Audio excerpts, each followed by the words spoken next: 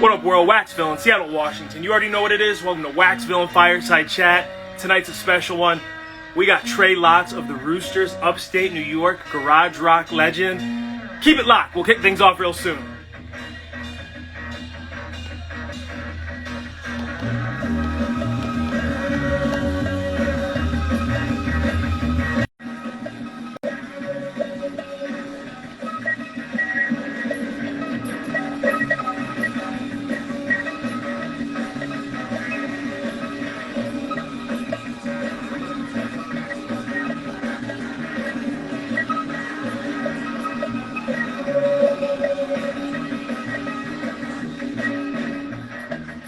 Chris Lujan, I see you. Mama's in the house. Trey Lott's going to be here real soon. I see you, brother Scheme.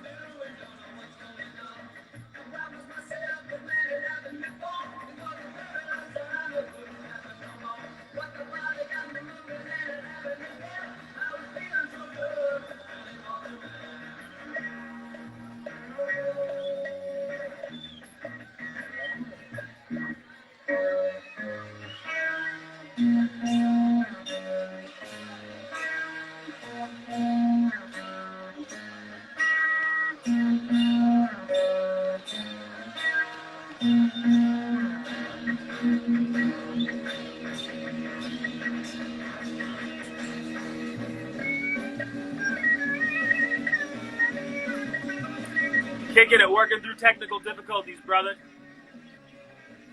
Trying to make this happen, pull it off.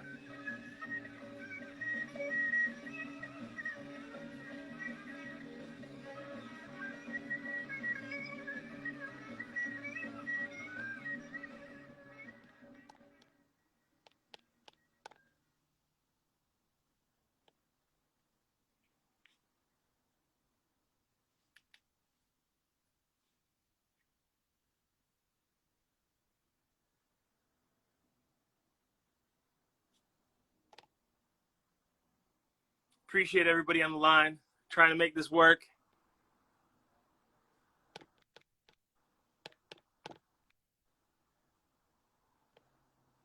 Invite is sent. Oh, man, it's saying he's unable to join now. Let's see.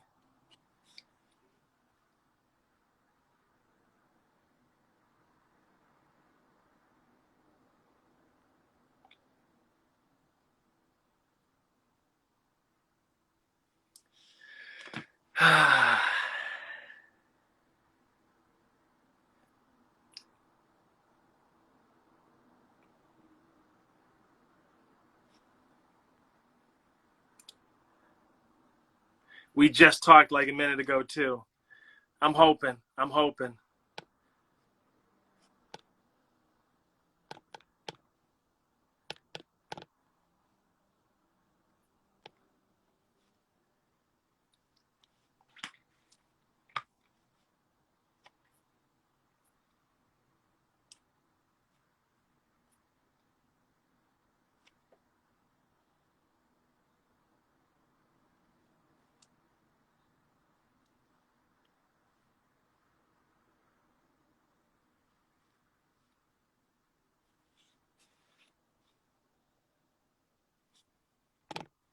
I don't know, y'all. We've been going back and forth between Messenger trying to make this work.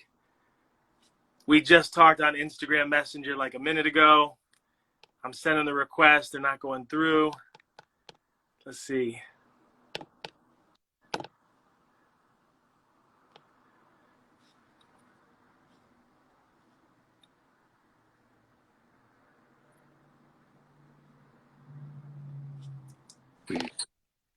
Trey, we did it, baby.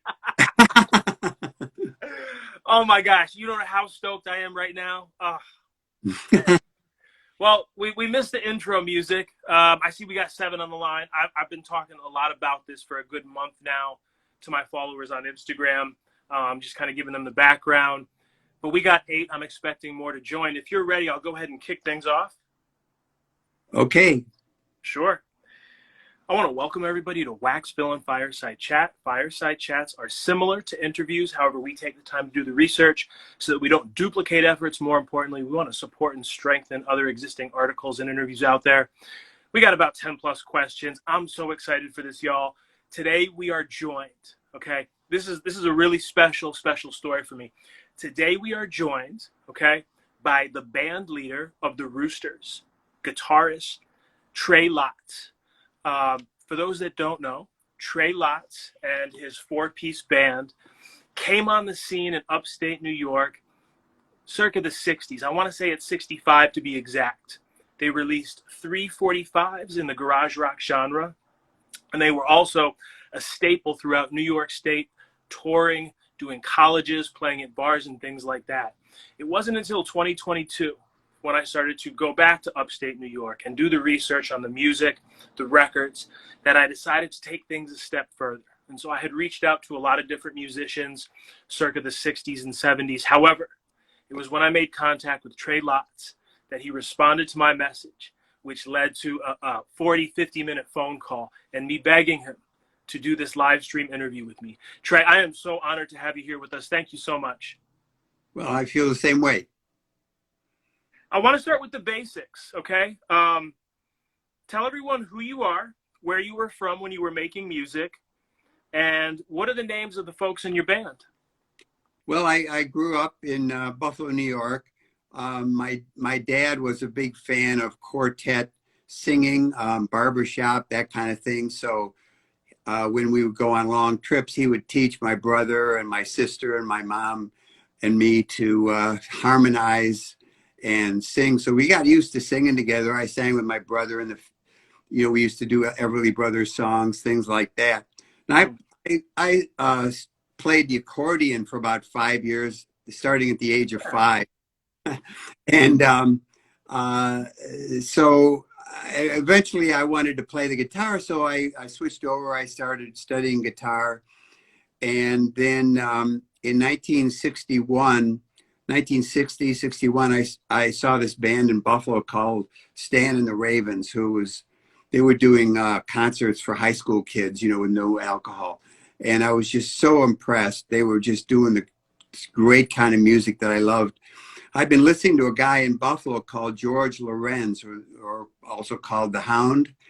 Mm-hmm. And he was one of the first R&B or blues DJs where you could hear that kind of music. And actually, Alan Freed was in Cleveland, and he was called Moondog. Well, he copied The Hound. Anyway, so that's why I got all of this original, interest in music. And when I heard the band, this band playing, I asked the guitar player if he would teach me. And he was kind enough to give me lessons, and that's kind of how it started. Wow. Okay. All right. Talk to me about how the band comes together.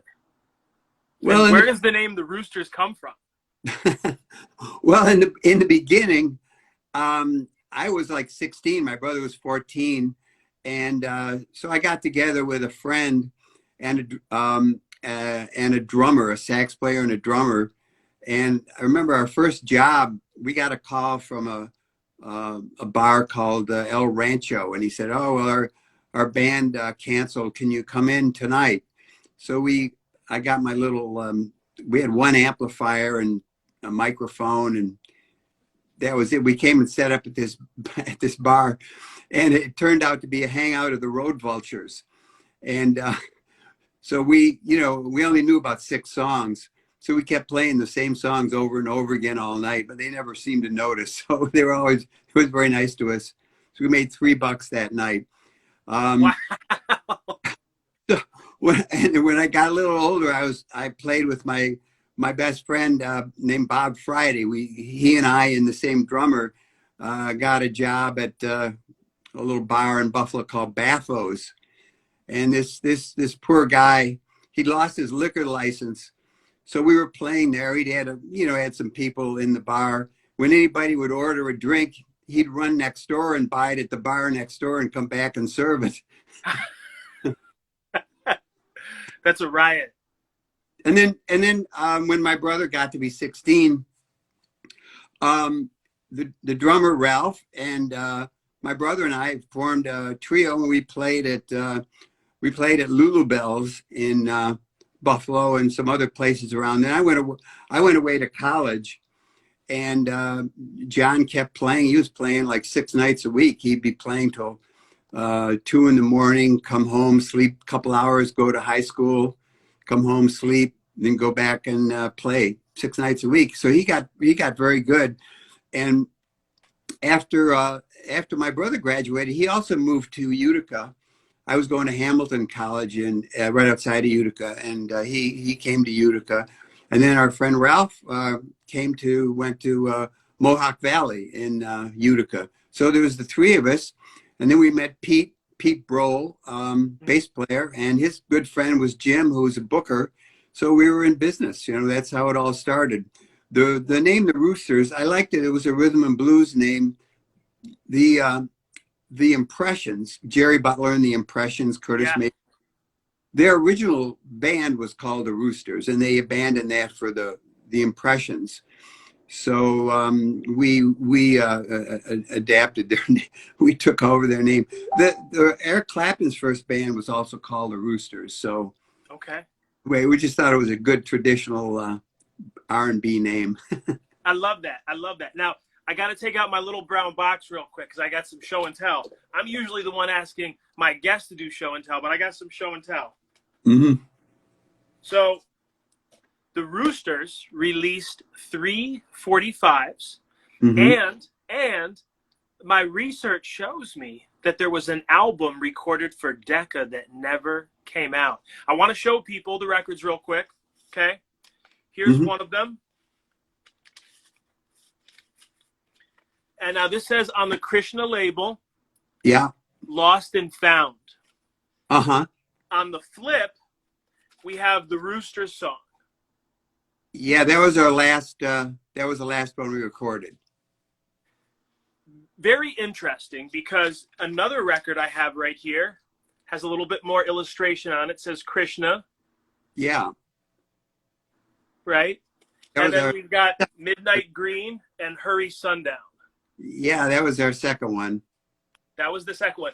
So the reason I bring this up, the first one was released on Buddha, but not the Buddha that everyone is familiar with. Can you tell us about that?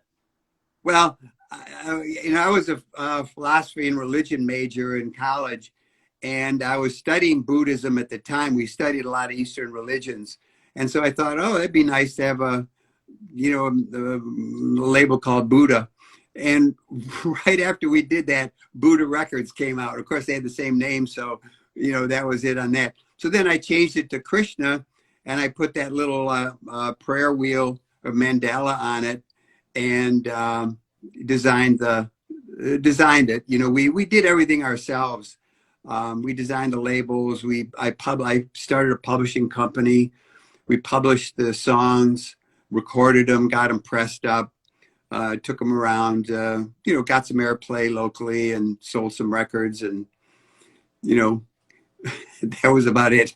So I got a couple questions. How many records would you press when you would do a run? Was it 300, 500? Was it 1,000? Do you remember? No, 250, really, 200, 250. We took them to the record stores around Utica, and they sold maybe half of them.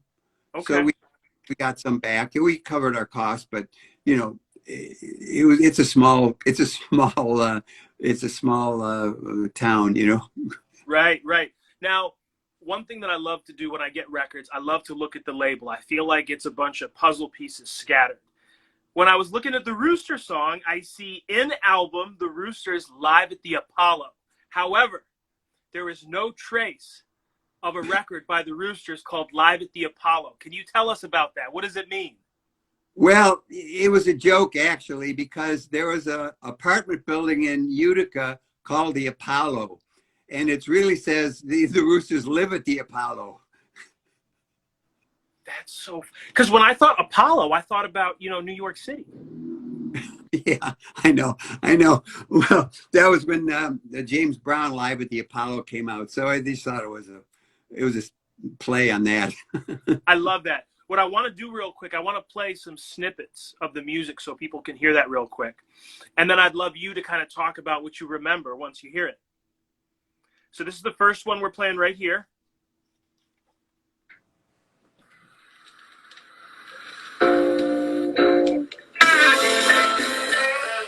You know how good that sounds, Trey? Woo!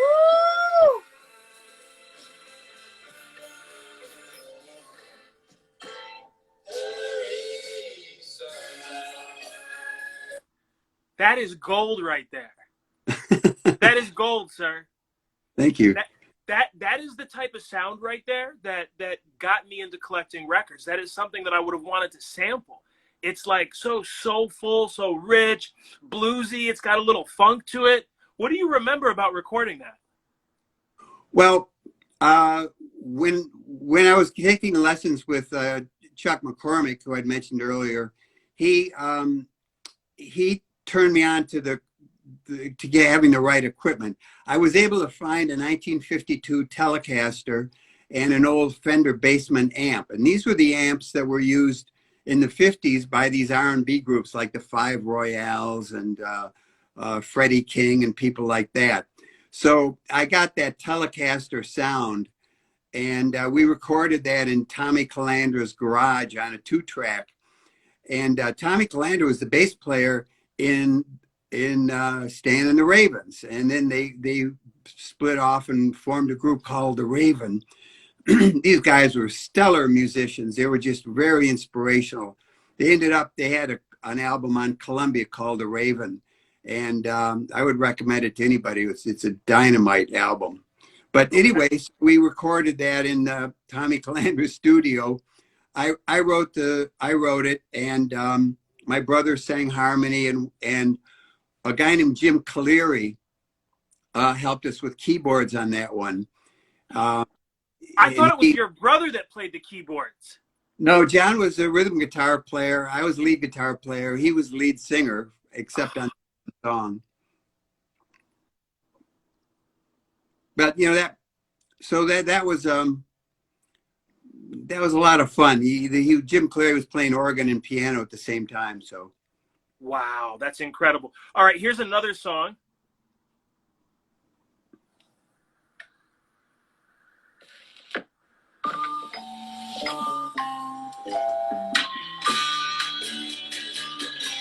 This one kind of reminded me of The Doors. Jim Morrison.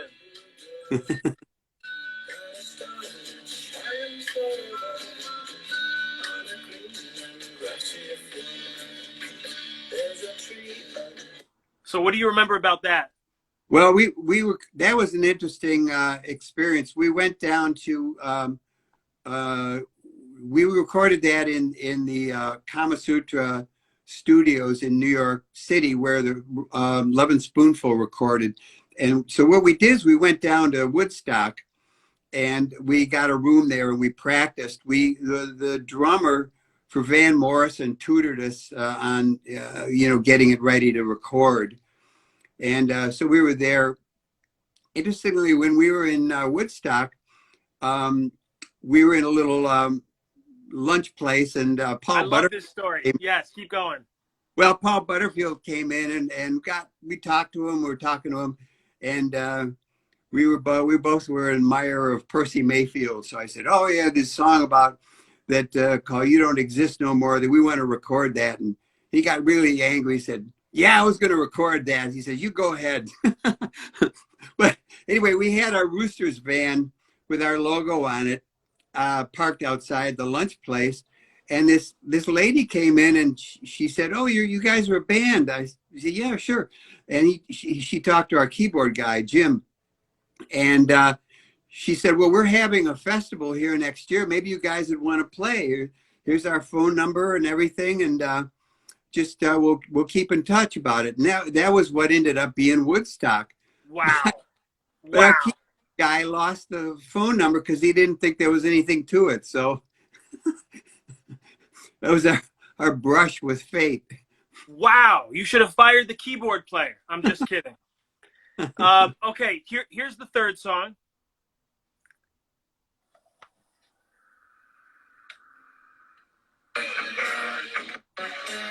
I love this. I love this.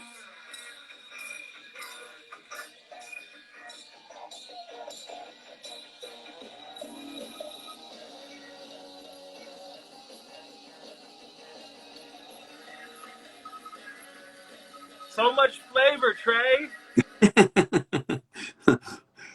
Yeah, that was great. We recorded that in Tommy Calandra's studio too, and Jim Cleary helped us out on the keyboards. That was the guitar sound is that typical Telecaster through a Bassman amp, and we there was no crowd there really. We got my sister and her friend Gail. They got a bunch of their friends to come into this garage and start yelling in the background. So it sounded like a live recording. Well, that's what I loved about it because it sounded like it was recorded live. Yeah. And it adds to the energy of the song. Like it sounds like a party. Well, we did record we recorded the voices and then we recorded one track, then we recorded it live and we just added the voices. But yeah, it was based on the Bo Diddley beat, and that was our last release. I just want to say on the Lost and Found, that was quite an excellent. I mean, on Midnight Green, that was quite an experience recording in that studio. I played Celeste on it. Yes, I meant to ask you about that. That was the first and last time I've ever played the Celeste. And then and I did the harmonica solo, which was the first and last time I ever played the harmonica. Wow. And Pete and John and I sang harmony, and then they double tracked it. My brother was the lead singer, and he's such a great singer. I mean, his voice and all of those are just great, Great harmonies, without a question. Now, I heard that the Celeste, y'all were recording in a place, and it just happened to be there. It wasn't like you guys owned it. It was just there, and it was your idea to record it. Is that true? Yeah. It was just sitting there in the studio. That's wild. That's wild. So let's go back because I read that you guys had recorded an album for Decca, but it was never released. Is that true? No, we did a bunch of demos. There was some interest in a record contract. A guy in Buffalo who was a producer for MGM or from Mercury wanted to sign us, but it never panned out. And there was some interest in New York.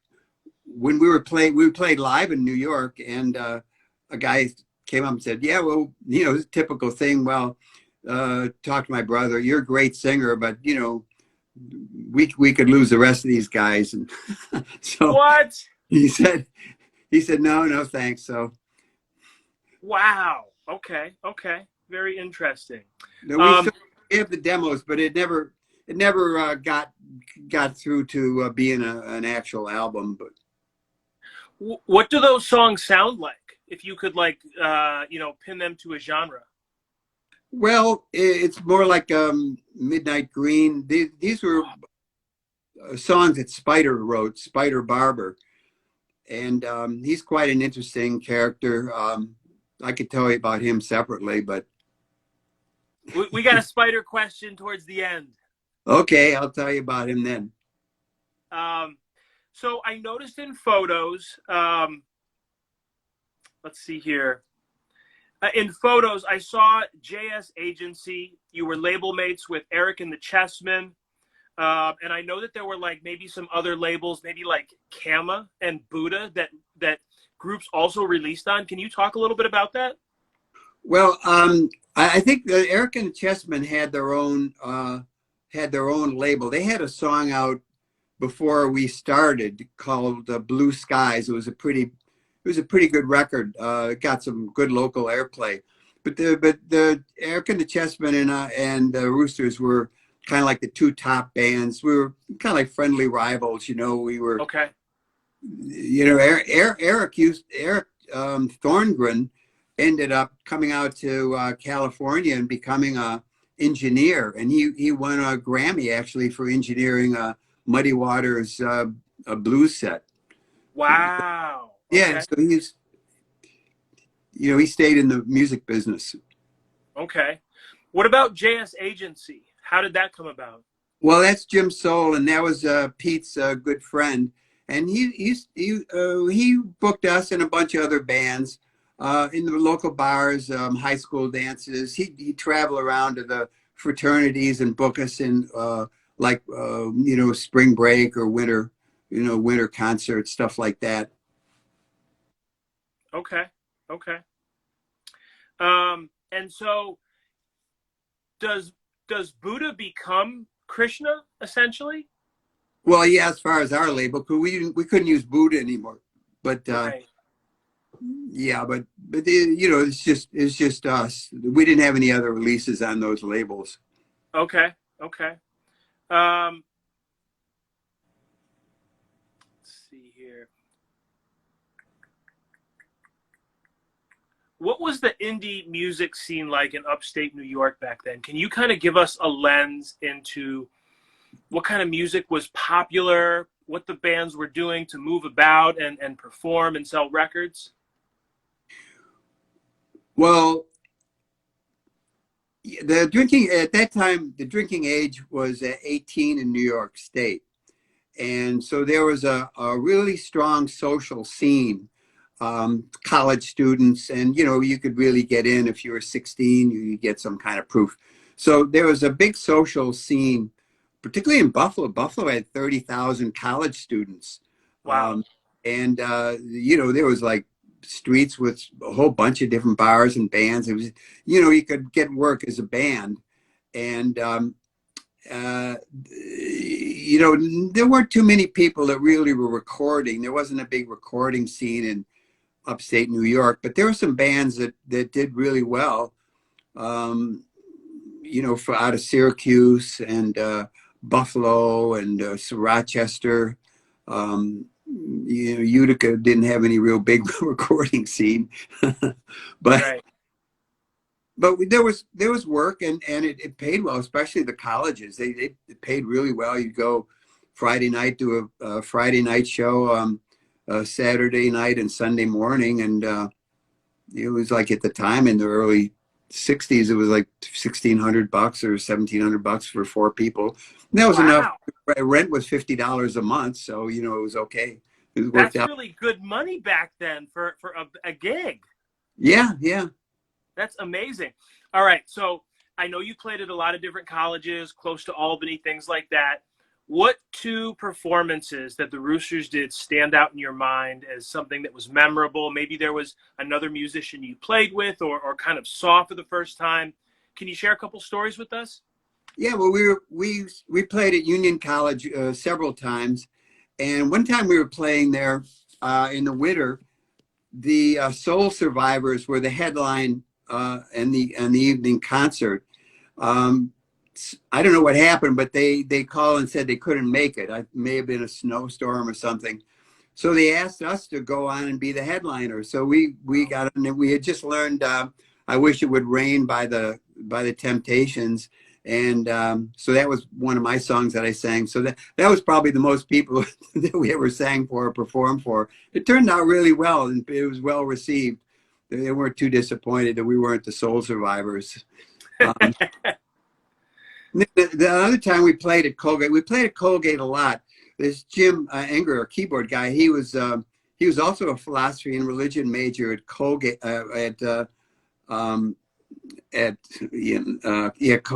Colgate, and so the headliner that night was Wilson Pickett, Mm. and so he asked him, and he was a high energy guy. Pretty much biochemically, but nevertheless, he asked, he asked who the bands were that were playing. Somebody said, "Oh, the Roosters. They're the only ones that really do midnight hour." So he came into this fraternity where we were playing, and he said, "Hey, man, you mind if I sit in?" I said, No, sure. He says, midnight hour. I said, "Yeah, sure." So we kicked into it, and he had the microphone, and he was like jumping around and dancing, and he was really high energy. And uh, so we were playing Midnight Hour behind him. He was throwing the microphone around and catching it. It was like, whoa, watch it with that microphone. But anyway, he was pretty good with it. And uh, he went. I was playing behind him. I was playing that, and he went on and on and on. I couldn't believe it. My arm was like getting numb, you know. And finally, he threw the mic up in the air and caught it and handed it back and walked off stage. Years later, I met a guy named Yusef Rahman, who was his bass player and who ended up producing a couple of his later albums. And he was out here in LA. He knew somebody I knew. And I said, oh, yeah, I think he was on speed or something. He says, nah, he was on cocaine, you know. That's a riot. Wow. Okay. Let's see here. So I'm gonna say words. I'm gonna say words and names and places, and I just want you to talk about the first thing that comes to mind. Yeah. Talk about Spider and the connection to Frank Zappa. Well, Spider was a really talented songwriter. When we were in high school, he knew somebody we knew, and he wanted us to record some demos of his music. So we did that. We recorded some demos, and then when we went away to school, he went back to Ohio, and then he ended up going to Cornell. And his name was Spider because he was an entomologist. He studied insects at Cornell, and but he was a brilliant musician, really, and his songs were great. I mean, they were a little oddball, some of them, you know, some of the lyrics, you know, about spiders and things like that. But, but he was a really good guy. And so I got this bright idea. I said, well, why don't I start a publishing company? I'll sign him to a publishing contract, and then we'll record his songs because, I mean, they're certainly better than anything we could write, I thought. And so we did that, and Lost and Found, that was one. We loved the melody, and then I wrote lyrics to it. I wrote different. Midnight Green, I wrote a few of the lyrics, but I didn't take any credit for that. So he wrote that, and all the demos that we recorded were all Spider's material. But what happened? He went to New York and he got a contract with MGM, his band called Chrysalis, and you can still buy their album you can buy their CD on Amazon. I would recommend it. It's a real masterpiece. It got caught up in the boss town. You know, there was a lot of albums were released at the same time from MGM, and most of them got lost. But he was recording his album in the same studios at Kama Sutra Studios. And in the next studio was Frank Zappa. And he ended up wandering over there and talking to Frank, and they became really good friends. And Frank Zappa included Spider in I think We're Only in It for the Money. He's one of the voices in there. He's a voice in a piano, you know, a talking piano. But anyway, in the liner notes, Frank Zappa said the album is dedicated to Spider, whose music has not blown your mind yet. And when they came out with their album, the New Yorker did a review of it, and they said that once every generation, a songwriter like this comes along. And when they signed to MGM, they wanted the publishing, and they said that they really wouldn't sign him unless they could get the publishing. So I just gave him all the publishing back, and he signed with MGM. And so he's still living in Woodstock. He's working for New York State, and he does surveys of streams and trees, and you know, the number of caterpillars in a tree and stuff like that. Yeah. Wow. That's amazing, though, that he got co-signed by Zappa, and then the media writes that. I mean, that is something to write about a person, right? Songwriter of our time kind of thing. Oh, What yeah, what led to him stopping the music? yeah. He just wasn't. I don't know. He just preferred being out in the woods by himself. You know, he was a very unique guy, really a good guy though. You know, but not, he wasn't like a superstar musician type. Okay, okay. All right. Patti LaBelle. Oh yeah, well, I was on the entertainment committee at Hamilton, and so we'd pick the bands that would come, and we had the Isley Brothers come one time, and the opening act for them was Patti LaBelle and the Bluebells. And so I was talking with them before the show and everything. We invited them over to our fraternity for dinner before the show. Hey, real quick, Trey. I think Ralph is on the line watching right now. It says Ralph here. And Yeah, it says, it's my buddy Ralph. He's the drummer. what? Ralph is. Should we bring him onto the live stream? Yeah, sure. Let's see if we can do this. Let me try this.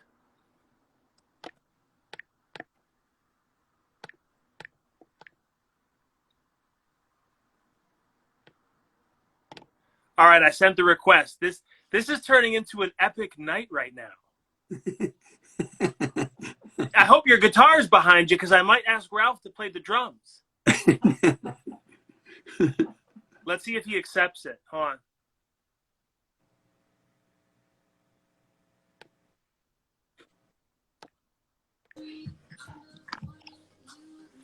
Hello.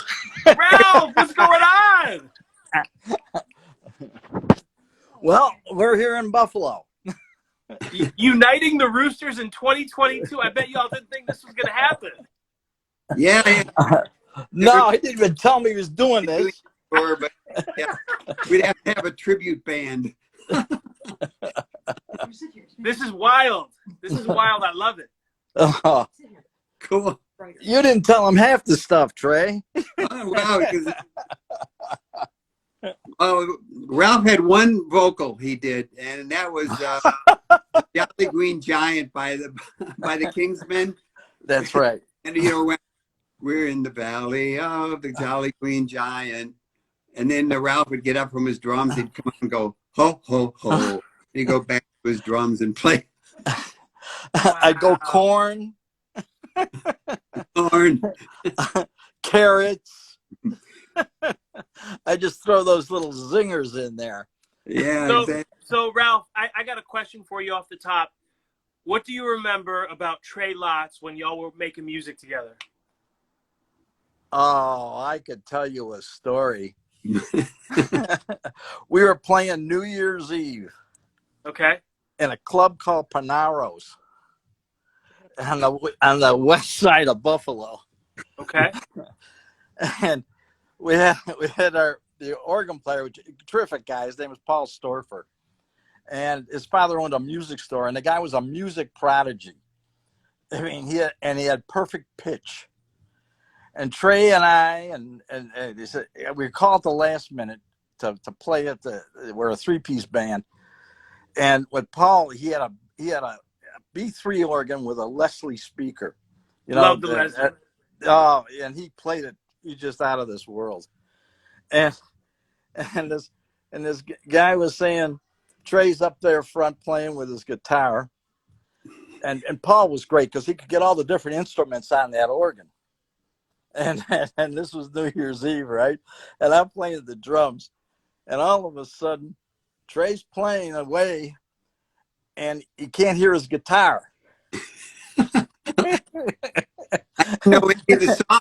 I didn't know that. You couldn't hear the guitar, and this guy with a big stogie, a nice Italian fella,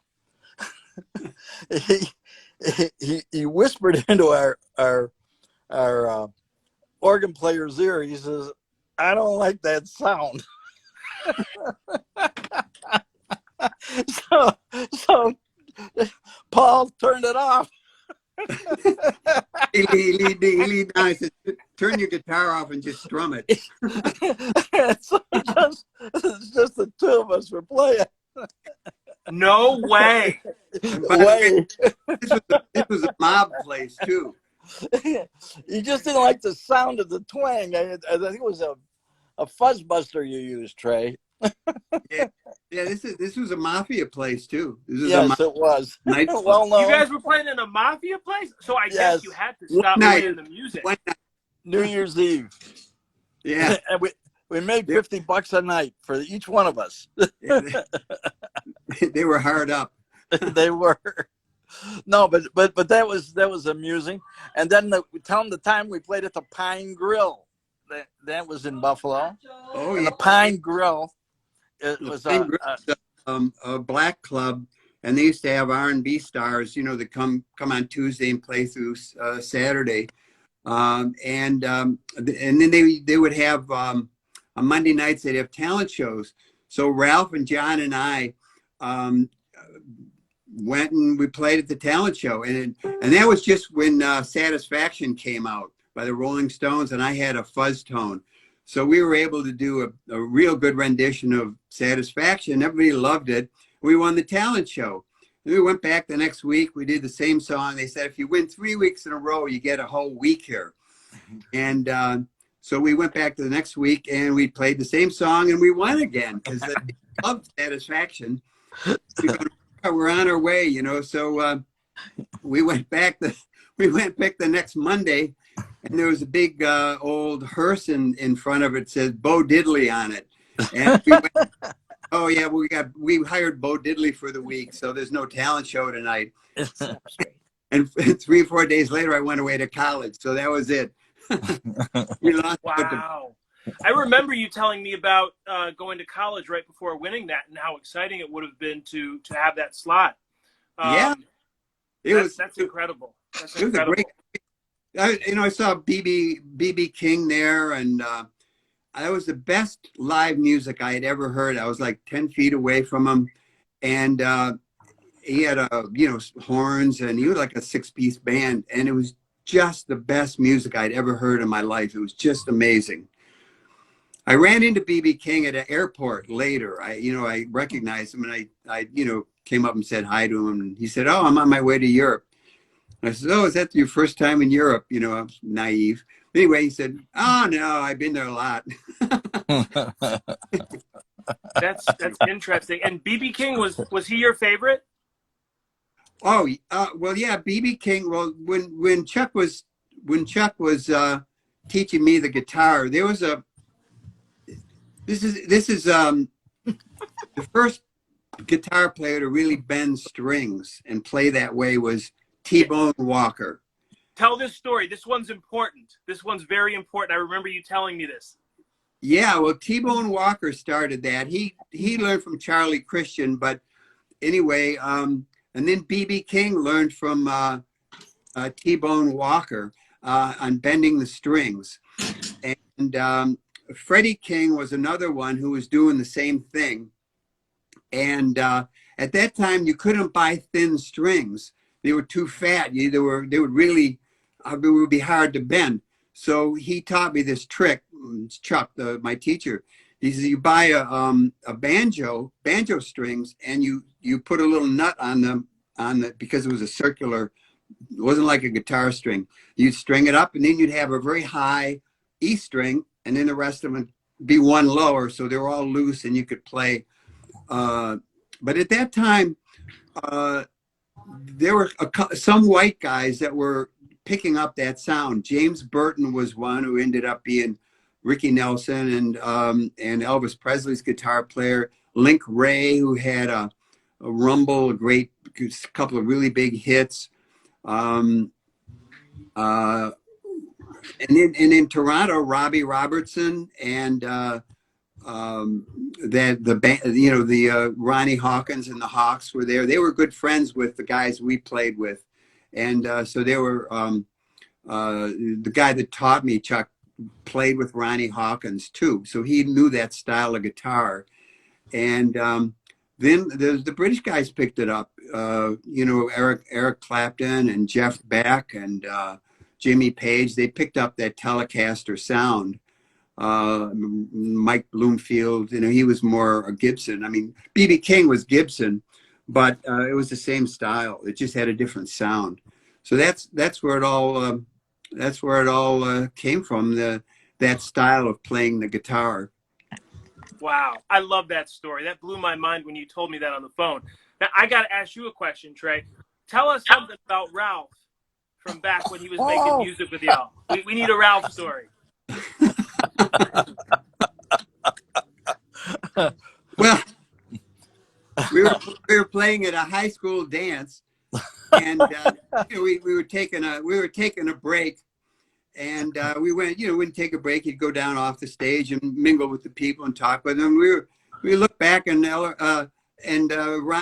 Ralph was still fooling with his drums. He was moving a drum, and we'd look back again, and Ralph was still fooling with his drums. He'd adjust his cymbal and move his chair. I said, "What's Ralph doing? He's up there. He's taking 15 minutes to adjust his drums."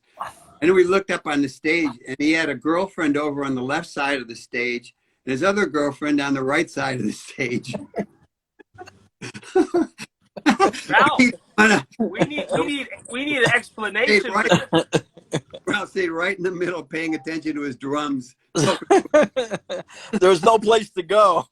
He was trapped. So Trapped Ralph, behind the drums.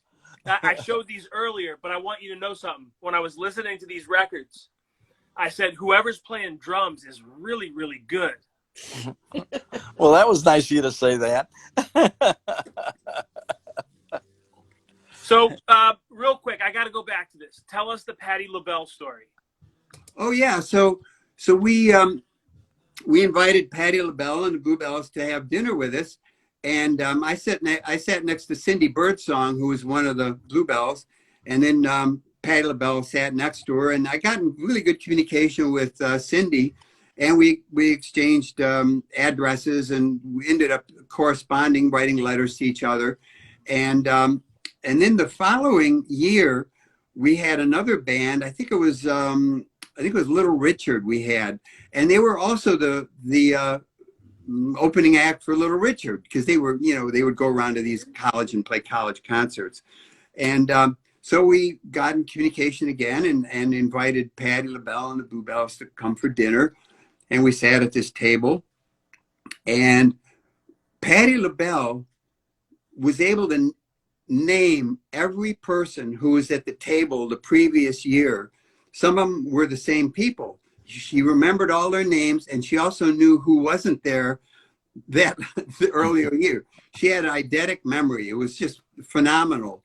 And right after that, about a month later, Cindy Birdsong ended up joining the Supremes. She became the third Supreme. I guess Mary Wilson dropped out, or no, it was Diana Ross, went solo, and so they needed a third person. They picked Cindy Birdsong.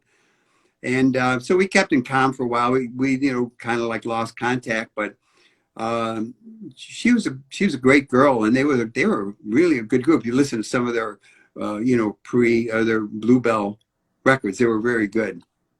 Now, when you started out, you said we invited Patti LaBelle and Cindy to dinner. How do you come in contact with them to even invite them? And at what stage of music were they at? Well, they were playing at our winter concert, and they were doing sound checks in the afternoon. And because I was on the entertainment committee, I went to the sound check, and they were milling around, and I just went up and started talking, and that's how I met them. Very cool. Very cool. Okay. There's a name that you told me about on the phone as well, and you saw this person before they were the star they became. Tell us about Jimi Hendrix. Yeah, well, I went to, this was the Isley Brothers again, and I went for the sound check in the afternoon, and there was this guitar player up there knocking out these riffs that were just unbelievable, all these Freddie King licks and B.B. King, and he was just so fluid and creative too. It was his own style, and really thin guy. And so I asked somebody, who is that guy? And he said, no, Jimmy James, was his name. And it really stuck in my mind. Then the next year, I read about this guitar player that had come from New York to England, and he made this album, Are You Experienced? And I got the album, and I said, oh, that's the same guy. It's like Jimi Hendrix. Well, he changed his name. His stepdad, I think, was named Al Hendrix. So he changed his name from Jimmy James to Jimi Hendrix. And that was, I saw him just him and the band were practicing, doing a sound check. There was 3 or 4 people in the auditorium. Did Jimmy look like Jimmy? Was he recognizable like that back then, or different? Well, he was more, I don't know, he was more R&B, or he was more of an R&B look. Really? It wasn't a psychedelic look. He didn't have the beads and the wild hair. It was more like a, slick back hair, that kind of thing. Wow. So a completely different version of Jimi Hendrix than most. Oh yeah, he fit right in with the Isley Brothers. They were, wow. they were earlier soul sort of style. That must have been incredible to have dinner with the likes of Patti LaBelle, to see a guy named Jimmy James who then becomes Jimi Hendrix. And then you mentioned the Isley Brothers. Yeah. What was it like for you guys to see them before they were the stars that we know today? Well, the Isley Brothers they had Twist and Shout, back in 57, 58. So they were already a top name. I don't know that they weren't really at the top of their game then, I guess, but they had hits over 30 years. They were well known at that. This was 1964, 65 that we saw them. So they were already pretty well known. Very cool. Ralph, Trey, what kind of music were you guys listening to back then? What inspired you? What moved you to want to create more music? Well, we were listening to back before the British invasion. We did the Everly Brothers. We did the Righteous Brothers. We did just kind of popular music, more R&B. In the British invasion, we did Beatles. We did a lot of Rolling Stones. We did the Kinks, like the Beau Brummels. We did Albert King songs, like Crosscut Saw and Born Under a Bad Sign. Aaron Neville, we did Tell It Like It Is. Temptations, My Girl, all those great songs from the late 60s. When something came out that we really liked, we learned how to play it and we did it. Okay. A lot of good cover songs, but they were good. Yeah, mostly cover, but we did I Want to Do It. It was a cover song. It was Bobby Comstock and the Counts. We did a different version. And then we did that was our first record. Then we did You Don't Need Any Reason, which was a Zombies song. That was on Buddha, right? It was a flip side of She's Not There, I think. Yeah. I remember reading about that. Yeah. Okay. So one thing I want to ask you about, and Ralph, please chime in too, but this was kind of insightful to me in the sense that you talked about the drinking age and how, I believe you said, it kind of ruined music. Can you give us a lens into what you meant by that and what the scene looked like when that happened? Well, Ralph remembers this. We used to, when we were playing fraternities in 65, 66. I graduated in 67. We continued to play, and all through that year, you go to a fraternity party, and the floor, they didn't have anything on the floor. They had a little stage for us, and people were just drinking beer and pouring beer on top of each other, and they did what they call turtling. They'd get down on the ground, turtle around in the beer. What? It was absolutely true. Absolutely, it was a real horror show. They go like that. That was Leaders of America, future. Yeah. Future lawyers of America. Oh my gosh! And then in 67, everything changed. That's when the Doors came out, and we ran around to a lot of the same fraternities, and instead of turtling in a half inch of beer, there was like candles and pillows around the corner of the room, and hey, you guys knew the Doors, you light my fire. So everybody We was, got to see them live. Remember that, Trey? we saw the Rolling Stones at their first American tour at a high school in Albany. And we saw because when we'd go to these weekends, we would go to the shows, and we saw the Doors at Union College, and Right. the Four Tops. The Four Tops borrowed our sound system because their sound system didn't arrive, so they borrowed our sound system. We went backstage to talk with them. Nice. Unbelievable. There was a chapel. I remember that very clear. We got to meet every one of them. Great guys. Yeah. Absolutely great. Down to earth. You invite them to dinner, Wow. So, But go ahead, Ralph.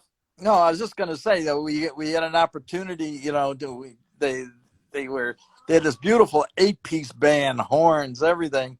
And then the Four Tops, they were with this, they had it in a chapel, which is great acoustics, but the sound system they were using was the speakers sound system, which looked like little 6-inch columns, Yeah. 6-inch speakers in 6 columns, and the guy that'd be for a preacher preaching in a choir, to the fans. I mean, not the fans, but the parishioners. Yeah. And and of course it would be dead quiet, and they'd be talking about the whatever.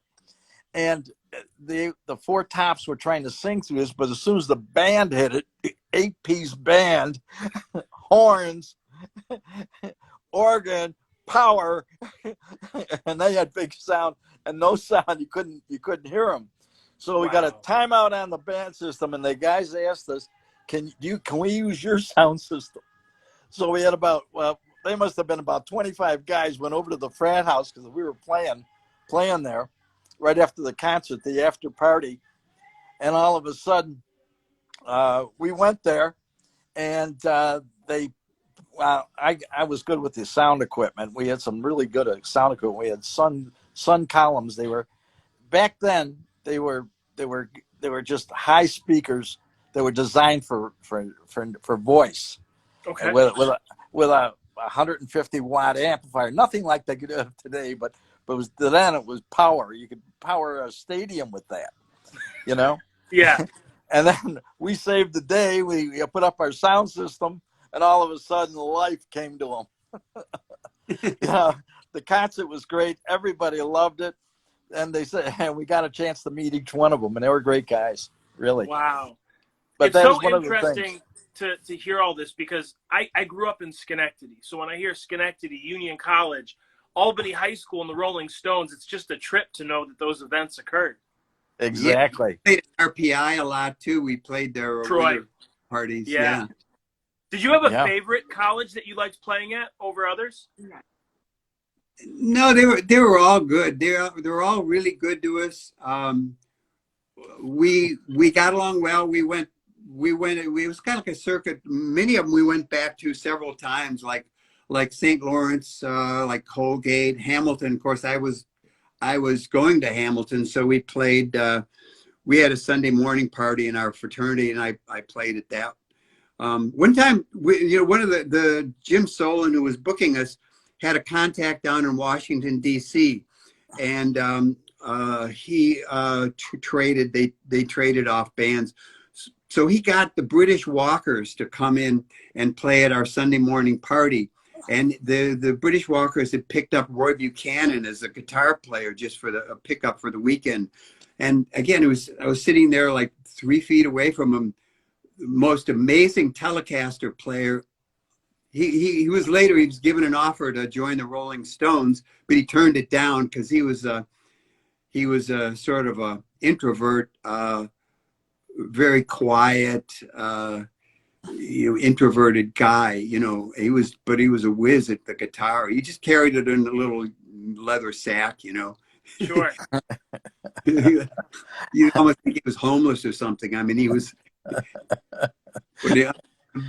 just the best. Wow. Now, at what point are drugs coming into the scene and kind of changing things? Yeah, 67.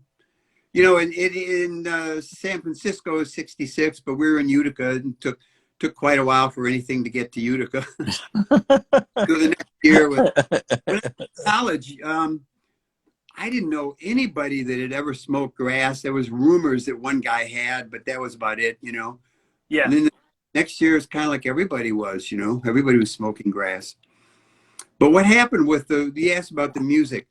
When the drinking age was 18, it was a social scene. People mostly drank beer, and they would dance, and it was just a great scene, and nobody was getting rowdy or mean. And then a few years later, they changed the drinking age to 21, and they changed the time that bars could stay open. They could stay open till 4 a.m.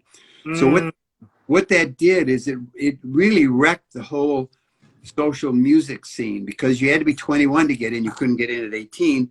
So all of these kids between 18 and 21, and they got strict about it.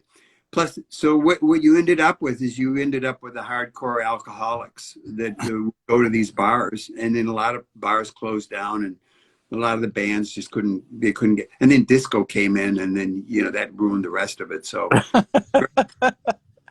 remember when we played at the Whiskey a Go-Go? That's only in New York City. We played there. I read about that. Tell me about it, though. We actually did. And then we were going to record the next day at Allegro Sound Studio, where the Love and Spoonful used to do it. And we did Midnight Green, but we played there, and it was totally different. But you know, from the scenes that it was a club scene, but it was a big, you know, it was a national club, you know, and back then it was a break to get in there, and we got in there. I think Jim booked us in there. I don't know how he got us in there, but he did. But that was just definitely interesting. The people were there, but they liked us.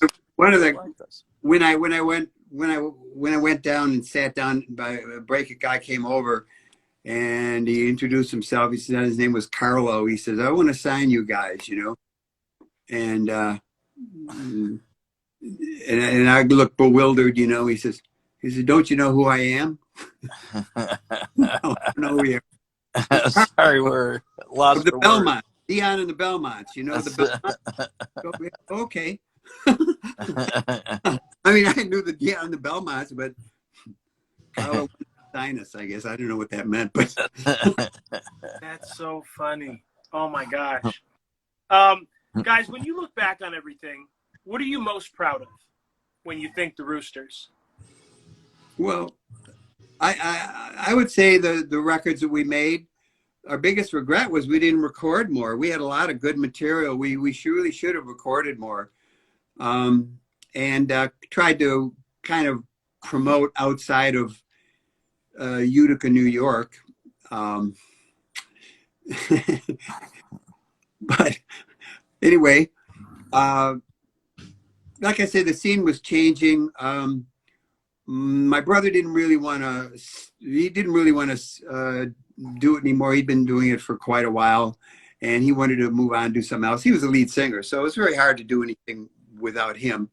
And so we just got involved in other things, and you stopped playing in 1969 was the last time we played. Wow. Yeah. So 69 was end. Ralph, what does this mean to you? What are you thinking about as you hear all this? No, well, it was a shame, but it just went. You know, we got the other interests that came up.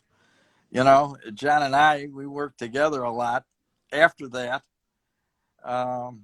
You know, and we just went different ways. You know, after that, but you know, music is in our blood. Our parents.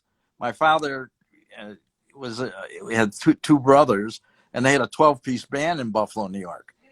And that's where we got a lot of our, you know, New York is, or Buffalo actually, has got a lot of great musicians.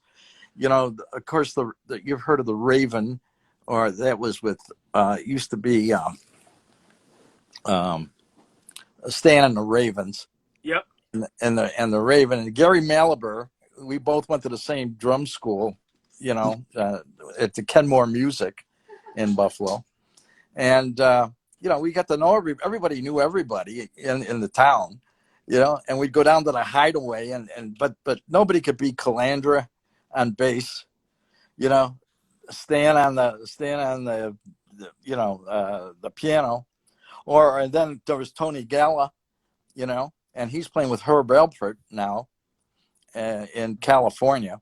And Gary Malaber ended up joining Steve Miller and co-writing half of the Fly Like an Eagle song, and he's been on like dozens of gold albums, and he's he's a studio drummer, and a lot of these guys they did great after. I mean, they just went. Sandy Konikoff was a drummer for Joe Cocker, and another guy was the keyboard player for Janis Joplin, and some real good talent. Buffalo's a blue collar town. They liked R&B. They liked, because of the Hound. There was a lot of people were familiar with it. The George Lorenz. So are you familiar with the Fruit Belt area? Yeah. The Fruit Belt area. Yeah. My grandfather was born in the same house that his mother was born in, on Plum Street in Buffalo in the 1840s or 1850s. We don't know when exactly, but the Fruit Belt, that became one dangerous area, I'll tell you. So here's the reason that I know about the Fruit Belt area. The whole reason that I got into going back and looking at musicians from upstate area, 60s, 70s. One of our soul sisters, one of the most recognized on the scene, Samantha Goldie, she spent time in Buffalo, New York. And she was she spins records. She's a collector, but she always talked about having this soft spot for music based on geography where she had stayed. And so I learned about Bob and Jean, who they were a duo from Buffalo that lived in the Fruit Belt area. And the record label was Modo Records. They released 45s. It was in the early 2000s when Daptone Records released an LP of material from them. But I have a grandmother who was from Buffalo, and she talked about the Fruit Belt area. So, and she said that's where they were from, that's where they lived.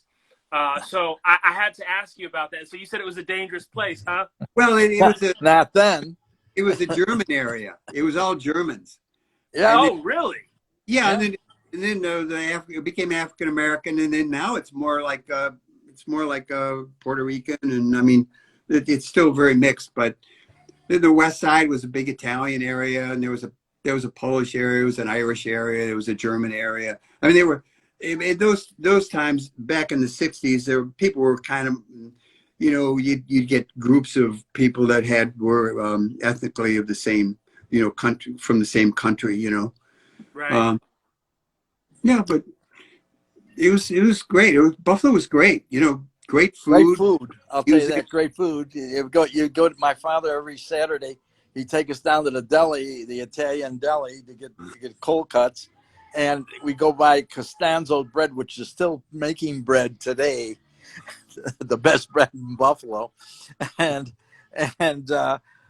you'd smell the bread, them making the fresh bread, and then you'd go to the deli, and my father would come home and he'd buy kielbasa, and he'd cook it up for us on Saturday, and it was great. And we played baseball. My dad taught me how to play baseball. He was a AAA star, my father was, and he played first base. But then the war broke out, just before the war broke out. Him and his brother says, well, let's go in. We had to go, back then it was, you go in for 1 year and get it over with. It was like there was no draft at the time. And all of a sudden they went in there, and there it went. The war broke out 5 years later. Wow. Yeah, in 41. So then, 45, he got out. That's when I was born. Wow. He met my mother in New York City. My mother was from New York City. Okay. So, my his best army buddy, brought her over to the house for spaghetti dinner, my dad, and he met my mother, and my mother was one of 12, and you got the idea. There was The rest no is television history. and nothing, and so then little Ralph comes along. I love that. Let me That's ask it. this question real quick. So you said your regret was not releasing more music, but what I'd like to know is there still music from the Roosters that hasn't been released? Well, we've got all those demos. Yeah, we've got 6 or 7 nice demos. But it's just guitar, vocal, and harmony. But they sound good. I listen to them every once in a while. I just go, oh yeah, that sounds good. Well, we talked about that a little bit, and I think you and I are going to try and connect to see what we can do with those, because I think people need to hear it. I think people need to hear that music for sure. Yeah, because I've got all the original tapes. They could be remastered and remixed, and it would be quite a nice. I mean, the recording was really good. Sure. It was a good studio recording. So I have a few more questions for you guys. One of them kind of goes like this. What does it feel like in 2022 to have somebody contact you and ask you to tell the story about when you made music as part of the Roosters? It brings up a lot of great memories. It was the best in that was the best time of my life. I had the most fun in that time of my life. And I've had very satisfying career since then and a lot of fun, but it was just nothing like playing music and being creative in that same way, Mm-hmm. How about you, Ralph? Yeah, it's the same way. I felt the same way. I have a daughter, and she is she DJs. She's a recording artist. To keep the flow going, and she's doing just incredible. She's a streamer on an app called Bigo. Right now she's got over 3.5 million fans. Yeah, she's a knockout. What's her recording name? Alicia G World. You gotta go check her out. She's very attractive, and she just knocks she just keeps going. Like she's got downstairs in our basement is a complete studio. Really? She's got it's all Pioneer equipment. Just like if you went to a big concert, she basically she's on the air right now, and she's right now she's we just did another video. Her last video was just terrific, and she went to country western, and we did it at a winery. But if you look it up on it's on YouTube, it's on Insta, it's on. She's verified on everything, TikTok,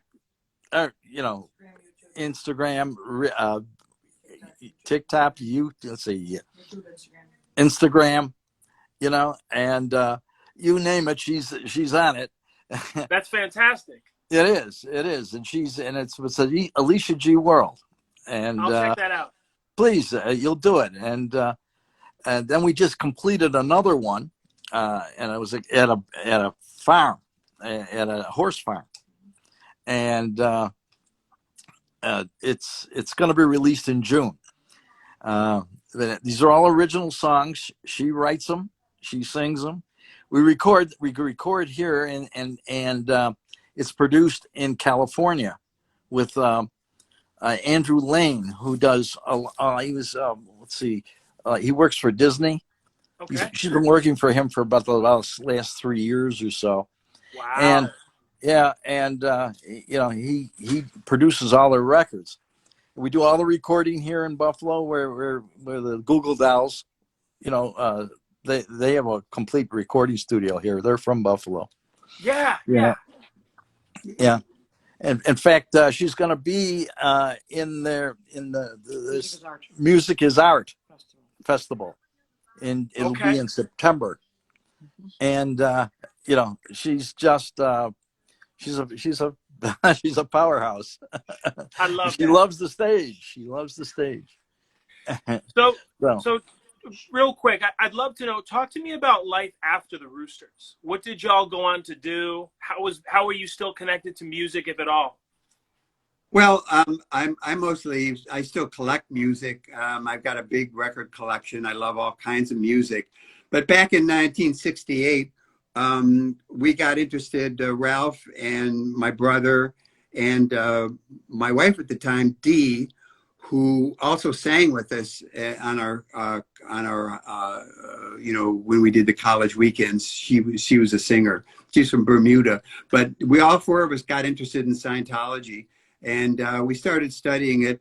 And I came out to Los Angeles and I started a private practice, a counseling practice. And I've been doing that for 52 years. So, Wow. But we're still all friends. We're still friends with Pete and Ralph and all the guys we knew. Some of them we lost track of, but my brother passed away a couple of years ago. But other than that, we're all doing fine. How about you, Ralph? Yeah, well, I basically after that we as I said, as Trey said, we got into Scientology together. John and I had a few jobs together in sales. Then I went on and worked for a steel company for a couple of years in sales. And then I worked for a car dealer for 8 years. And I was a manager for 4 of them, And then I opened up my own business. We tint cars. Okay. For 32 years. Wow. Okay. So yeah, we have a tinning business. It's been very successful, but it's in Buffalo here. But Yeah, the bass player that replaced Pete at the end there, Bill Owens, he's stayed a friend too. He was a very successful businessman, lives in Florida now. Pete's retired and he races cars. Quite an adventurous guy, So we're all doing great. I just left a message for Pete to listen to this. I left it on his Trey, you won't believe he didn't tell me he was going to be on this. and my wife happened to saw him on Facebook, right? And she says, Trey's going to be with an interview with, and Trey told me you had called him. And he was, you were in comm with him, and what can I tell you? I says he didn't tell me he was going to be on there. And then when you couldn't start him, he called me. He says I got to go in 3 minutes. I got to be on this show. I says, well, you could have told me. I could have filled in for you. So listen, we cannot blame Trey for this. You have to understand something. I have been working all year to get to a point like this, and so the minute that Trey started messaging with me, I aborted my mission, and I was like, it's the Roosters. Yes. Are you a record collector as well? Not like Trey. Trey, what are some gems from your collection? What are some of your favorite records? Well, I still like a lot of the same artists. I mean, I like a lot of classic country. I like R&B from the 50s and 60s. I like doo-wop, harmony music. I really like a lot of the CDs are coming out with different things that they're of that type of music that I never heard at the time because they were just locally released. You had West Coast music you'd never hear in Buffalo. And so get these CDs of, R&B songs or doo-wop songs, great stuff, but it's like new music to me. So I'm really happy with that. Very cool. My last question, I ask all of my guests this. Is there a quote or a mantra that you live by, that you keep close to the heart, maybe something that you picked up, during the years recording with the Roosters that you'd be willing to share with us?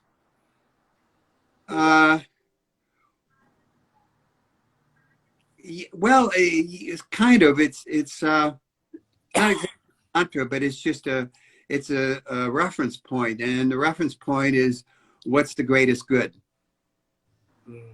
Absolutely. What's the greatest good?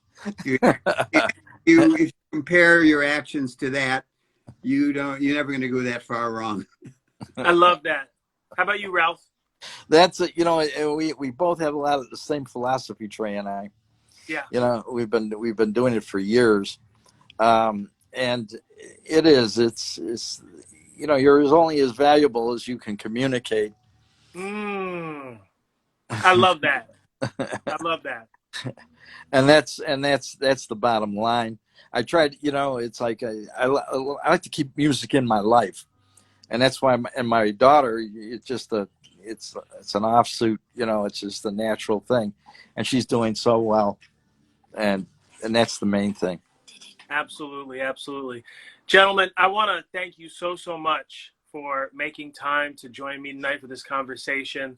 It really means a lot to me to be able to go back and explore music from the past and use this platform to not just have this conversation with you, but to be able to do it with an audience of people watching far and wide. And, I was telling Trey, the most important thing to me about this is that it's saved and that it lives on the internet for many years to come, to be seen, like I said, far and wide.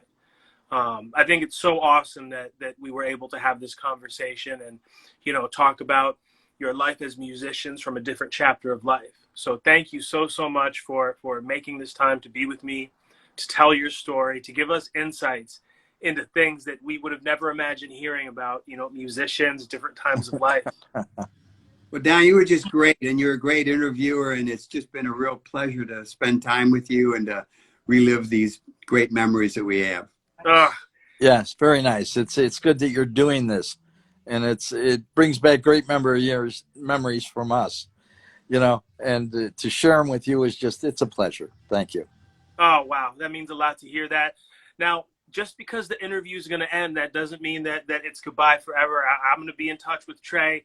Now that I have Alicia's account, I know how to get a hold of Ralph, the drummer, who just played unbelievable on Lost and Found, probably my favorite Roosters song. I love the Rooster one. The energy on that's great, but great Lost tune. and Found is special. That's a special one, the way that one opens up.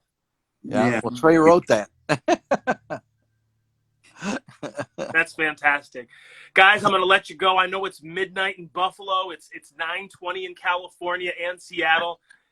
We've wrapped for about an hour. It's been fantastic. Thank you so much. Have a great night. I will make sure that I send the link to Alicia's account. Trey, I'll make sure that you get a count, and I'll make it so that you can repurpose the files. Wonderful. Thank you so much. Thank you. Okay. All right, y'all. Thank you. Have a fantastic night. You too. Waxvillain, Seattle, Washington. We're out, everybody. Thank you. All right. Bye now.